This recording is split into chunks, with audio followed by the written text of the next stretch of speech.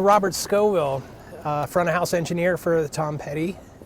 Tonight is one of the tour stops for the Hypnotic Eye Tour. Robert, welcome to Raleigh. Thank you. Good to be back, as always. The PNC Arena in Raleigh, North Carolina. For those of you who don't know, Robert Scovil has toured with many A-list tours, Def Leppard, Rush, Prince, Matchbox 20, as well as Tom Petty for many years. In the midst of all that, Robert, you spent some time as a tech director in a church. I did. Could you tell us a little bit about that experience and maybe what led up to it? Yeah, it's been a few years back now, but it was at my local church. It was the church that I attend with my wife and my family and stuff, and it was a relatively small church. It was kind of building out, and they were to the point where they were making some changes, and I had attended there for a long time, probably well in excess of a year, maybe longer, without kind of revealing that I had any background in this whatsoever. And, listened to the services and watched it go on and watched them go through a few upgrades, et cetera. And at some point I remember sitting in the audience and, at some point the sound guy in you kind of takes over, right? And I remember sitting there and thinking and listening and thinking, that PA is not hooked up correctly, So, I had listened to it go on for a little bit and, just kind of gingerly went back to the front of house position after the service. I said, hi, my name's Robert. I said, I work in, I kind of work in pro audio. I think I recognize a little bit of a problem with your PA. I'm glad to come out and help out if you want to do it, and the Reader's Digest of the version of the story is that the person mixing house sound was a gentleman named Chant Peck. And Chant has been in the industry for a long time. He actually taught at a local college there while we were there. And he looked at me for a second and he goes, there's another Robert that works in the pro audio business that looks a lot like you. Are you him? Yeah. And I kind of said, yeah, I'm probably him. So we kind of met and got in, and I fixed the problem with the PA, et cetera. And he and I became very close over the years. And Chant now works for Avid. I actually got him a job at Avid now. So, he and I have been working together at Avid for 4 or 5 years. But back to the story of the church, over the course of time, I got, tighter and tighter with the production staff there and became more involved in it. And at some point they asked me if I wanted to come in and work full time with them. And at that time I was looking to kind of pull back my touring obligations a little bit.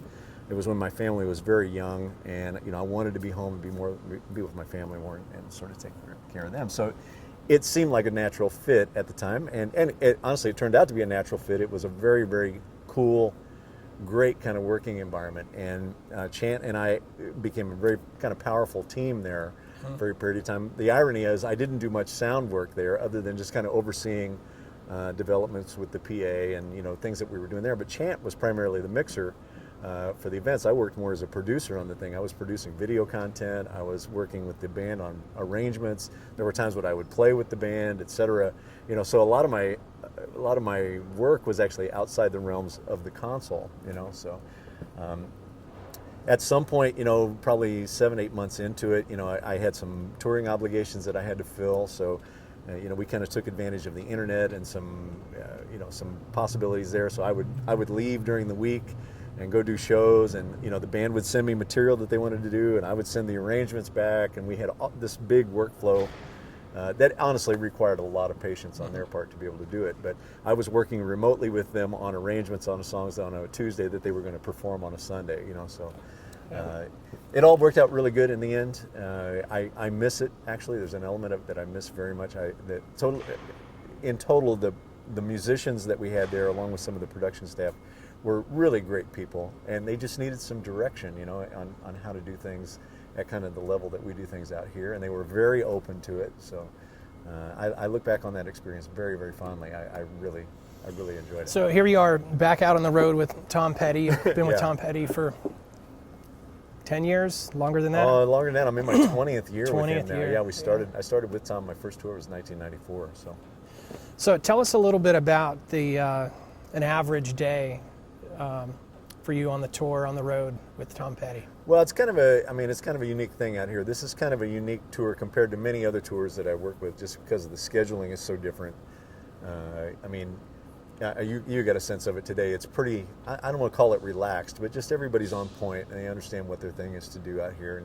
and we get done at a relatively easy time. You know, the starting around 2005, right when the Avid consoles first came online,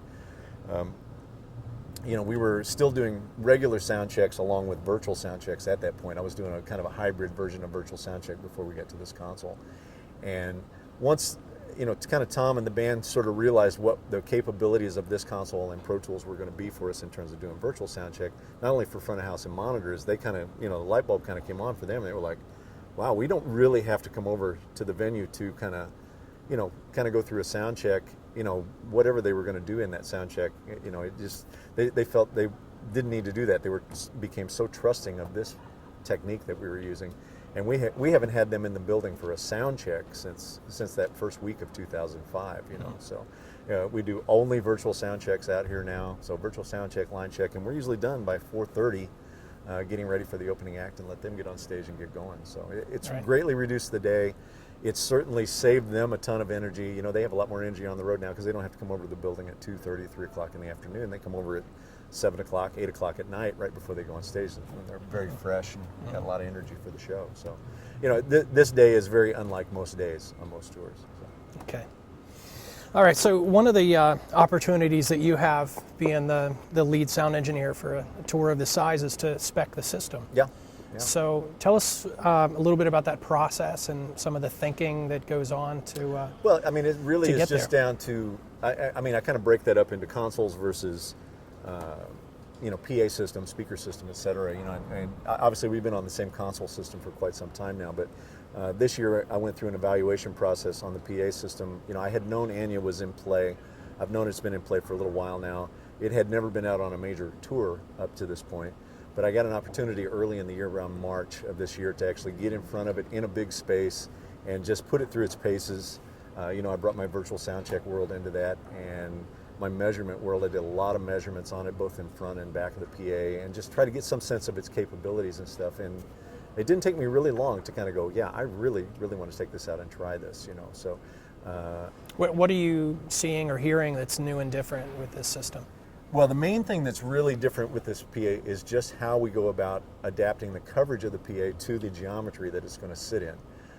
You know, this is, for all intents and purposes, you know, when the PA is hanging, it has no coverage pattern. You know, there is no coverage polar built in it until we send the data to it and tell it what to be.